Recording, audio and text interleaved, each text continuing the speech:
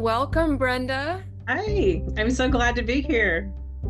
We're so glad to have you. I'm Marie. I've spoken with you on the phone several times. Brenda, meet V. V, meet Brenda. Hi, Hi, friend. V. Thanks for this conversation. Yeah, I think it'll be interesting for sure. Yeah, I agree. So V and I were just having a conversation. Like they've had experiences like this in the past, and Brenda has participated in a couple of one small step conversations before. But really just to really reiterate for you both that there are a lot of different places to have debates on the Mm, specificity of policy issues. And that's not this. mhm, We're really trying to create this different space where it's more like, well, what do you feel about this? How did you come to feel that? Like, what is the story that only you can tell? Lots of people can say, oh, well, I feel badly about this or whatever, but something in your life, like what was that that brought you to believe what you do? mhm, Um, and then hopefully even on the issues where we like fundamentally disagree with the best path forwards, we can often find shared humanity, um, because we have all experienced loss and mhm. joy and fear and hope, and so sometimes something really visceral happens. So this is going to be great. Have fun, y'all. Great. Thank you. All right, here we go. My name is Vita Spear. I go by V, and I'm 42 years old, and I am in Rochester, New York. And I'm here with my one small step partner, Brenda. Hi, I'm Brenda, and I am 64 years old. I'm in 62. Dallas-Fort Worth area in Texas, and I am here with my one small step partner, V. Okay. So, what brings you here today, Brenda? Well, my life message is called loud is not a language. Mm, And I define loud as that attitude that we see a lot in the world, that shuts people down and shuts them out, shames them, silences them. That's a lot of S's. But for having different perspectives. And I think we do that because we're so passionate about things we believe in that we don't realize that what we want to have influence in somebody's life, we're actually pushing them further away just mm, by our loud attitudes. And mm. so I like building bridges with people, and I've always had friends with people of all different perspectives. And so I love what One Small Step's doing, and that's why I'm here. What about you? So I also have a catchphrase on the show, and it is "You are smart, trust yourself." And I think it's so often we have so much self-doubt that we don't trust our instincts, or we don't think we're smart enough, or ready enough, or old enough, or whatever the enough to do whatever comes next, or to be an expert on a particular topic or something that we feel. So I think that's fairly aligned. And I wanted to come here because I don't like typically have bad interactions with people. I'm really lucky that despite my, whatever label you want to put on my life and my political views, can always like come into a conversation with the idea of like, maybe this person's just never met somebody like me. Maybe I've never met someone like them. And this is a great opportunity to just expand, how we get to know people in humanity. So that's why I wanted to do it I love it, and I'm with you on that. today. All right, so I think I'm going to read your bio out loud right now. Okay, Okay. so Brenda's bio says, I am a native Texan, follower of Jesus, wife to a wonderful man who is my greatest cheerleader, and a mom to many. We have a blended family with 7 children that are his, mine, and ours. I have adopted, biological, and stepchildren, along with quite a few bonus kids that I claim and that claim me. I value courage, humility, authenticity, integrity, and respect. Arrogance is probably what makes me most angry. Helping somebody discover how awesome they are brings me the most joy. I love people. That is me, and let me read about you. I'm the oldest of three, was raised in a blue-collar town in New Haven County, Connecticut. I've been married for 6 years to a touring cellist who most recently appeared in the Broadway tour of Hadestown. My experience starting a recycling club in elementary school set the tone for a life of caring about others and the environment that's at the center of their politics and values today. That's great. All right, so based on my bio, what was your first impression of me? That you're an environmentalist and that you started really young. I love to hear what I wanted to hear more about is it set a tone for a life of caring about others and the environment, like Mm, the recycling club and the environment goes together. It's like, where's the piece of caring for others, which obviously when we care for our environment, we are caring for others. But I mhm. just felt like there was more behind that. So I was a little curious about that. Yes, and when I read yours, I started to get nervous because, of course, oftentimes I'm a queer woman in a lesbian marriage. When someone leads with, "I'm a follower of Jesus, I have Oh, 7 children," I'm like, "This is a very traditional person. Maybe they're going to judge folks like me. Maybe they're gonna think that the particular lifestyle that I have doesn't align with their values. Maybe they're gonna judge me or look down on me or something." So that was sort of my reaction up front. Although, seeing that you claim quite a few bonus kids, having been a bonus kid to a lot of like pseudo moms, I was like, okay, maybe there's a shot for me to get in with her here. We'll see. oh, wow. See, you brought tears to my eyes. Ah, because because that's so true. I understand why you would feel that. And it makes me so sad that because when I say I love Jesus, I really do love Jesus. And Mm, that's not about a book of rules that a lot of people say that means they love Jesus. mhm, And so, I just wanna say, I'm sorry that you have even had the experiences where you felt that hesitation to talk to me because that's really sad when somebody says, "I follow Jesus," and you're like, "Oh gosh, they're gonna judge me because wow." mm, mhm. That's about as far as it needs. It needs to be so far away from that, and I know it's not, and that breaks Mm. my heart. So, I'm Well, I'll sorry. tell you, thank you. I'll tell you a story about when I was young. I was raised Catholic because, you know, Northeast is very Catholic. And when I first came out, I told my mom, like, you know, I didn't really totally, I didn't know what gay was. I had never heard of it before. It's not something I knew was possible. I just knew that there was like something that I wanted that I was like, I think I'm maybe gay. I don't really know what gay is. And so she signed me up for Catholic Family Services, which was this idea that you could really like pray the gay away or decide to not be gay or join the nunnery or something. And I remember I went to it and I really tried. I'm a try hard all the time, right? I like so my mom was like, "Well, if you do this, maybe it'll get fixed." And I was like, "Okay." And I was like trying so hard to learn you know, how to be right in this idea and how to fix it in this idea. I remember it went on for several weeks and I ended up going to confession and Father Kelly was the head of the church that I went to. And I was just crying because I was like, Father Kelly, I'm trying so hard and it's not working. And it's not that I'm not trying and I'm afraid you're going to think I'm not trying. He's like, no, I know you're trying. You're a good kid. Like, okay, relax, kid. Like, because I was always so nervous about everything. And I was like, I just think that maybe I should, if I can't get it in the next couple of weeks, I think maybe my parents would rather just remember me as the child they knew instead of have to experience me as the adult I think I'm going to end up. And he was like, opened the little thing and he was like, don't you dare. Don't you dare think that you, one, need to be fixed. This is an option. This is something that the church does. You are loved.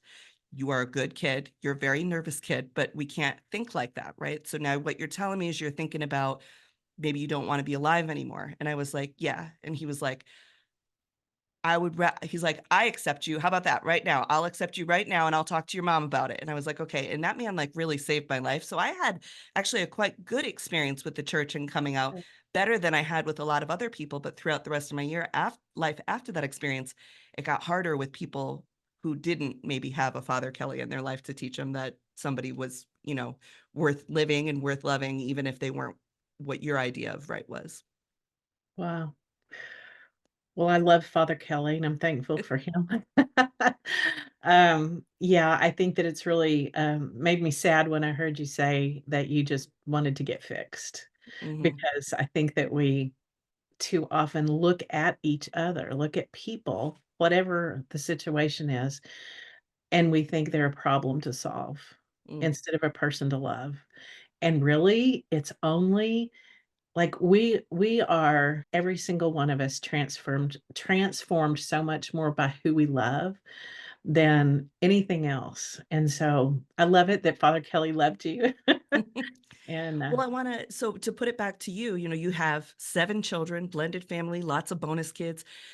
What what makes people gravitate towards you, which some folks might think is an anomaly, because a lot of folks are afraid of, people who are forward with their religion. How have you navigated, having all these people come to you and trust you? I think that there's a sense that I like to provide a safe environment for people, and I'd Mhm, love for people to know they're loved. And one of the things I do even in business is, help teams figure out the differences within the team that helps them to be, better who they are mhm, together. And so I think that's just what I've done in life, all of my life. I look at the awesomeness about people and I draw it out. I love to mine the gold in people. That's what I really love to do because I believe every single one of us has treasure inside of us.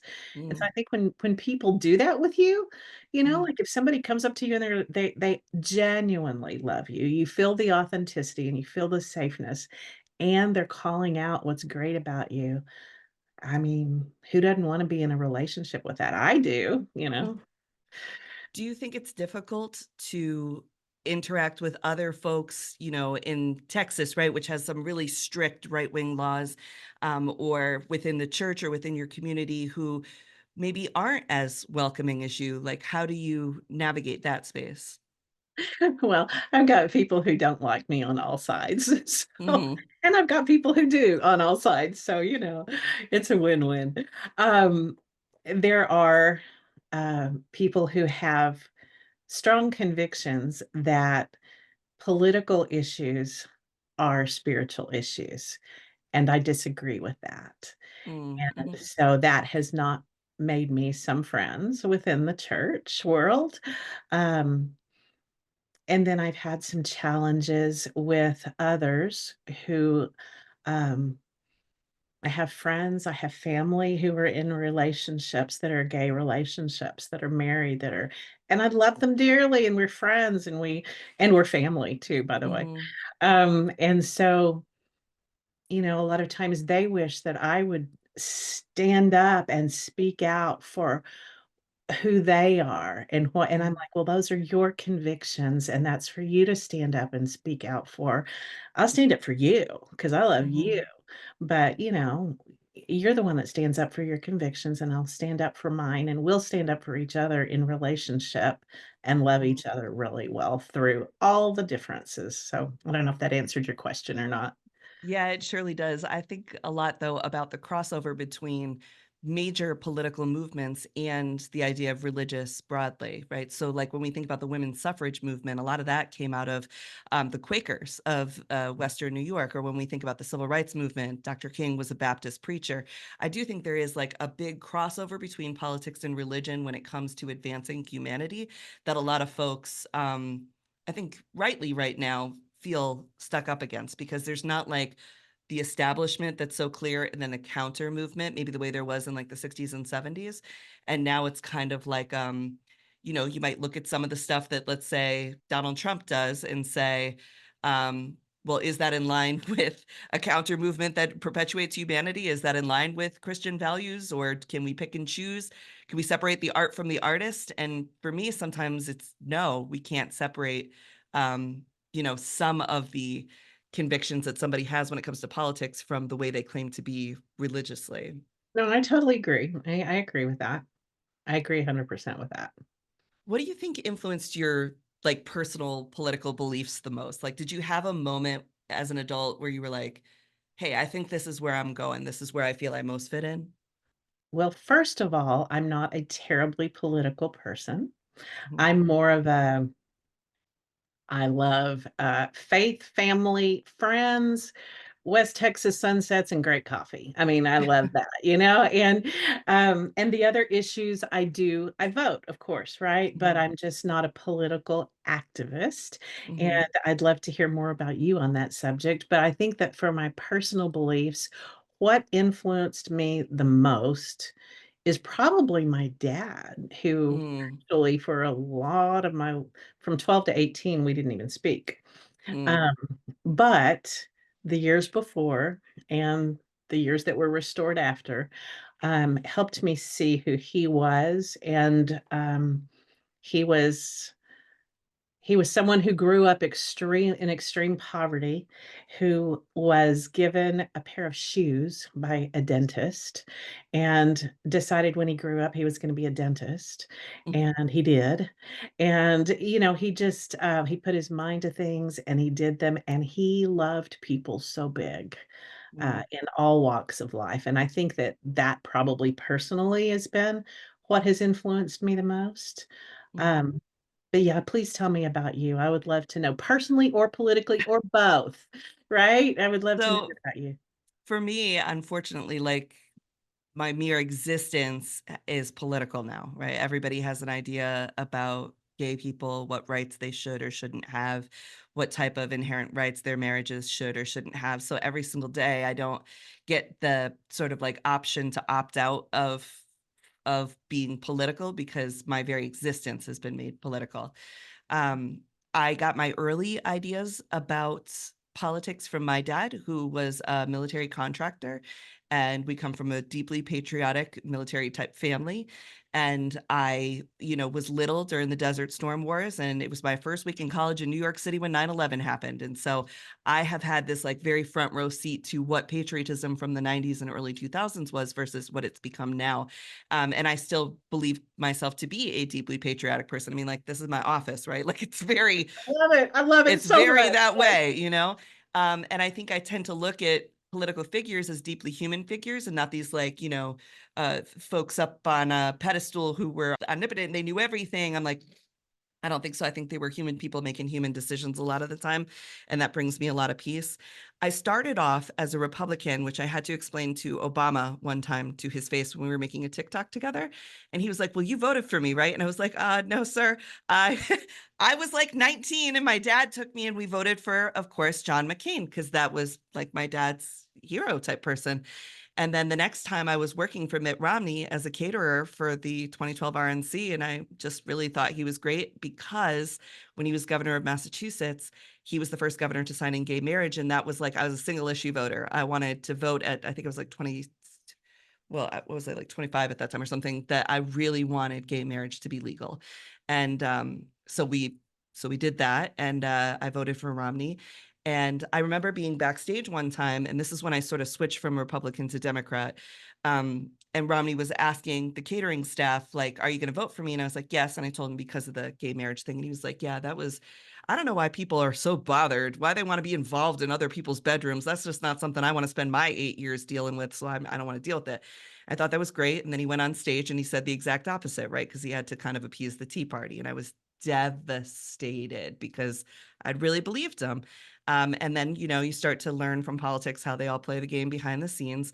And then I changed to be a Democrat when in 2015 that we got gay marriage through the Obergefell decision. And I just felt more aligned with that party because they had shown me the action that I had so desperately wanted.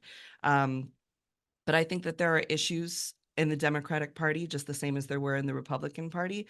And I think that they benefit greatly, both sides, from that's why I wanted to do this, Brenda, because they benefit so greatly from being like, Brenda and V will never talk. No, they would tear each other's hair out. There could never, ever be a time in which these people could find common ground. And we already have like 5 times now, right? So right. that's what I think is interesting about politics. And I think the all or nothing of it has become so pervasive to folks that there's going to be people who watch my show who are going to be like, I can't believe you went on there and risked potentially talking to somebody who we don't agree with. And I'm like, I know. I also had Marianne Williamson on this morning. So, we go all over the place over here. Yeah, well, I think if we don't talk to people who don't agree with us, that we never grow. If all we do is surround ourselves with people who have the same position, also there's no influence. You just have a bunch of cheerleaders around you with, Mm, mm. like, what influence is there if people already agree with you? Like, let's build some bridges and get a bigger perspective on all of this. By the way, you did say that you came from a patriotic family, and I want to Mhm. ask you what that means to you. Like, what is patriotism to you? It's a lot of things. So in particular, it's like my dad's a really good singer, and he used to like anytime we would have a problem, he'd take us for rides in the Jeep, which would inevitably end with him singing proud to be an American or something from Lee Greenwood at the end. And because he had this idea that men in particular are only allowed a certain avenues to release their emotions. And that was like, when you love a woman or love your country, those are the only two times that you can be in any way sort of like exuberant about the way you feel. And so I learned a lot from him about patriotism. And I also learned the difference between like patriotism and national pride and how those things can be different. You can believe in your country and want the best for it, and also be able to point out when somebody's not doing the right thing for it, and not just be so beholden to a personality or a politician that you don't put country first. And I think putting country first oftentimes means putting people first. And this is where I could get a little bit, into it with the Republican side, who sometimes thinks things like Medicaid or SNAP benefits or the way that we provide aid to other countries isn't putting America first. But to me, I always liked being the hero. Like my whole lens has been from the idea that, like, going back to my grandparents, right? When people who were in these concentration camps heard American voices, they knew that they were saved, right? That was the end. When you hear American voices, you should feel safe. And so that's my perspective on politics and patriotism. And that's what I hope to continue to perpetuate. And I worry nowadays that sometimes when they hear American voices here or abroad, that they don't feel safe anymore. That's good. What about you? Yeah.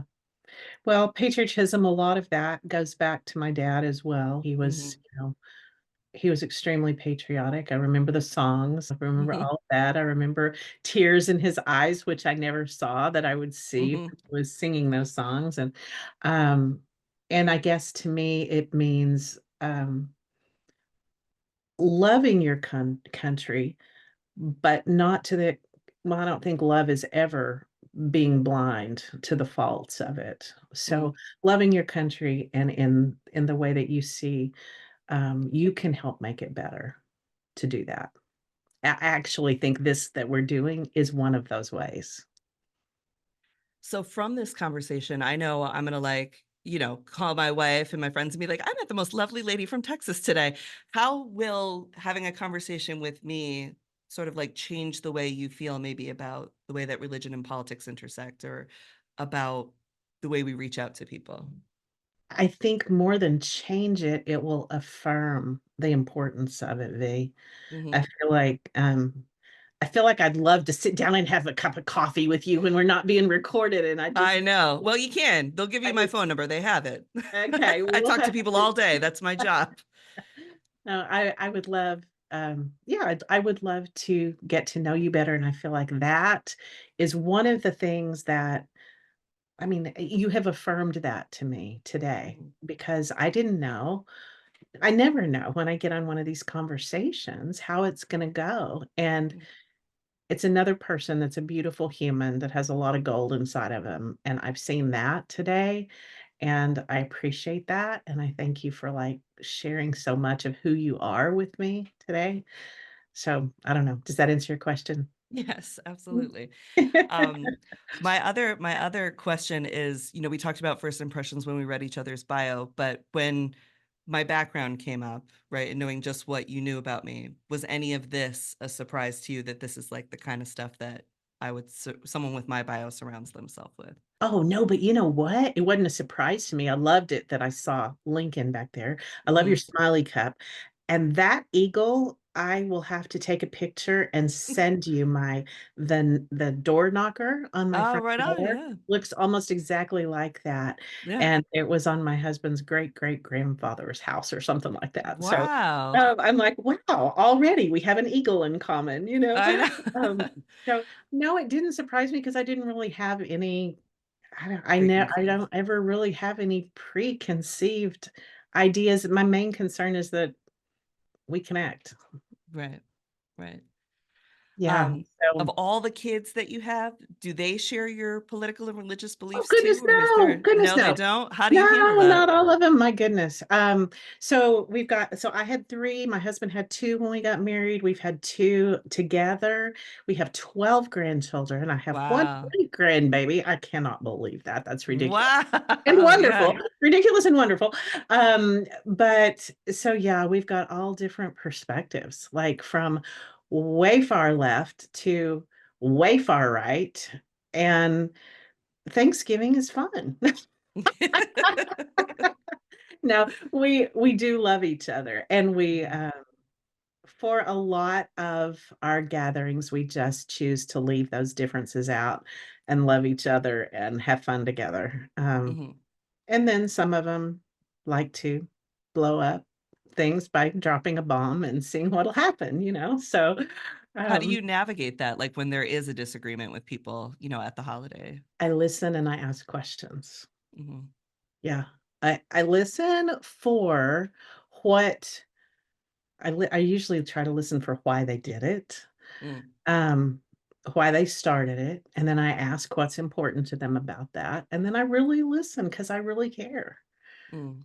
I really do. I mean, I may not agree, but they may sway me, you know? Like, I'm not so grounded in where I'm at that I don't look at other perspectives and incorporate that into who I am. So, Is there any, like, example you could give of sometime you think somebody, like, dropped a bomb and how you guys got through it? oh, I hate those spur of the moment questions, and I gotta think I of know. let me be thinking about it while I Alright. ask you, okay? I'll be Sure. trying to think about that, but how do you navigate disagreements? Like, do you have that within your family? It sounds like you might from the background, and how do you Yeah. navigate that? So, my family, I feel like it used to fight more when I was younger. My mom had the energy for it. Now we don't. There's a lot of like, we just don't see those people anymore. We just don't choose to have those fights anymore. And on the other side, on my wife's family, we've been no contact with her parents for quite some time. And that came after years and years and years and years of begging them to show up with kindness or tolerance at a minimum, and their continued commitment to make themselves the victim of like having to endure being at an event with my gay marriage to their daughter that they didn't necessarily fully understand, that they constantly wanted to question, that they constantly wanted to question her. Um, and it just got to a point where it honestly, it's like one of the greatest heartbreaks, the most difficult thing. I think a lot of people think going no contact will be easier, and it's Mm-mm. not. It No. is the greatest perpetual, constant, reoccurring grief that a family can go through. And to have it go on for so long without the other side breaking is just, Brenda, like the hardest thing because, like, we don't have children, but we want them soon. And I can't imagine if my child said to me, "You've hurt me so gravely that I need to take space from you," that I wouldn't give them the space and then, like, I don't know, camp out on their lawn to be like, "I'm so sorry. I'll do anything to please, it's me. I will take all the blame. Like, I just can't live like this." But that to be sort of like continually rejected is very difficult. So that's how our Yes. holidays sometimes go. A lot of tears in a no contact family. When you think that you'll get relief, each time you think, well, this time it won't be as bad, and every time it's really hard. Wow. I'm so sorry for that. Mm, Yeah, the separation, the closing people out. That's the loud. That is the mhm, loud. There is so much loudness in that silence right there, in that mhm. separation. There's so much that's just screaming. It mm, And it comes down to people's allegiance, right? Like, in this case, will you decide that your allegiance is to the president, whether he's actively the president at that moment or not, or to your child? And I think it's really difficult for some people. And I do wonder how they get to that point and why it's so hard, seemingly, to come back from it to say that, like, their allegiance to a president, and that person's very far right ideals supersedes their ability to love their child anymore. That's something that I have like a really difficult time understanding or finding space for, which is how you end up no contact because it's like, how many more ways can I ask you to love me, right? Or in this case, my wife ask her parents to love her and to be continually rejected until she comes around. And it's like, comes around to what? The man wants to get rid of gay marriage by June. How am I going to come around to that? It seems like maybe you guys got to come around a little bit this way and maybe we find a closer middle. But for a lot of families, that just hasn't happened. well, and that's where when you have issues that become more important than loving relationships, it's heartbreaking, it's devastating, and Hmm. Is that something you'd never let that happen with your kids? Yeah. no, Are not we had getting an invite to Christmas, Brenda? I feel like Hey, you should come to Texas for Christmas. Oh my gosh, that would be so you fun. just picked Maybe up two we'll do more, that. right? Maybe we'll do that. It has I been mean, such a you're treat to welcome. I chat. will Yeah. say that. How about that? So what has surprised you from this chat now that we're at the end of our chat? Um, that I haven't asked more questions. You've been Yeah. talking and asking me, and I haven't asked you nearly enough, and I want to hear more. Um, what has surprised me? I think what has delighted me is a better word, is Hmm. that you seem like a delightful person, that you seem like a very caring person, and that makes me very happy. I am delighted that I feel that there was a connection here, and I hope it will continue. Yeah. What about Absolutely. you? What I has surprised you?